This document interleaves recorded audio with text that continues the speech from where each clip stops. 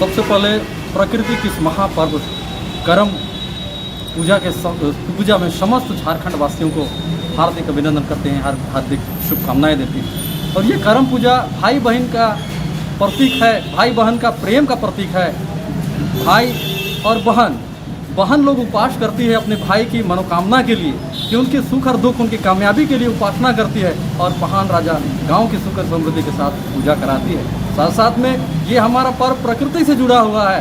कर्मा के दूसरा दिन हम लोग घेलवा गाड़ी का काम करते हैं अपना खेत में, क्योंकि खेत में फसल हमारा लहलहा जाती है।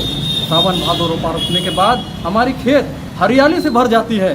तो हरियाली जब होती है तो वहाँ कीड़े और मकोड़े यहाँ पर गिरने लगते हैं, इसलिए हम लोग घेलवा गाड़ करके उस कीड़े को मारने का काम करते हैं। ये पुरखा लोगों ने हम लोग को बताया है। आज दवा भी हो गया, लेकिन हमारे पुरखा साइंस से पहले से परिचित थे। सरहुल में हम लोग क्या करते हैं कि घड़ा में पानी रख के किधर से पानी आएगा उसको हम लोग देखते हैं। उसी तरह से कर्मा पूजा में हमारा जो है प्रकृति से जुड़ा हुआ है। और दूसरा कि मानव सभ्यता को सीख देने का, एक पाठ देने का यह त्यौहार है, क्योंकि हमारा कर्म कथा में कहता है कि जैसा कर्म करोगे वैसा धर्म पाओगे। कर्मा और धर्मा का यहाँ पर कहानी होता है कि एक भाई कर्म करने के लिए चले जाते हैं बहुत दूर, और दूसरा भाई धर्म करने के लिए उसको लेके आता है। और इस तरह से पूरे मानव जाति में सुख और दुख आते रहता है, खुशी और गम आते रहता है। उसी तरह कर्म और धर्म की कहानी में इंगित है कि आप अगर गलत काम करोगे तो गलत आपको मिलेगा, गलत कर्म करोगे तो गलत धर्म मिलेगा, और धर्म बढ़िया करोगे तो कर्म बढ़िया मिलेगा। इस तरह से कर्म और धर्म